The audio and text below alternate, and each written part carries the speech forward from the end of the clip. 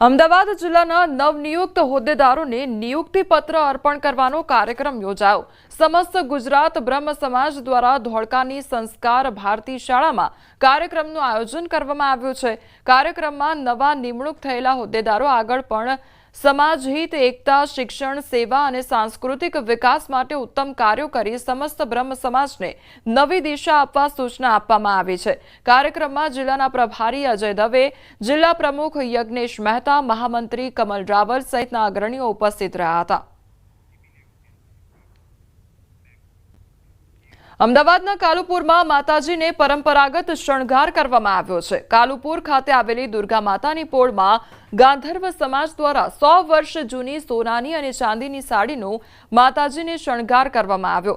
આસો મહિનાની આઠમના દિવસે કરવામાં આવતા આ શણગાર ખૂબ જ આકર્ષણનું કેન્દ્ર હોય છે। તેમજ દશેરાના દિવસે ગાંધર્વ સમાજના લોકો માતાજીની 64 ખંડની પલ્લી ભરી શાસ્ત્રીય સંગીત દ્વારા સમાજ તેમજ લોકોની સુખાકારી માટે પ્રાર્થના કરતા હોય છે।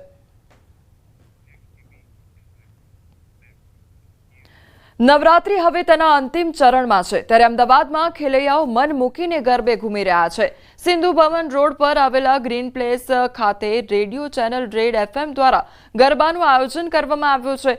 અહીં દરરોજ અલગ અલગ સિંગર્સને બોલાવીને મોટી સંખ્યામાં ખેલૈયાઓ ગરબા કરીને આદ્યાશક્તિની આરાધના કરે છે। પાર્ટી પ્લોટમાં પણ ખેલૈયાઓ મન મૂકીને ગરબા કરતા નજરે પડે છે।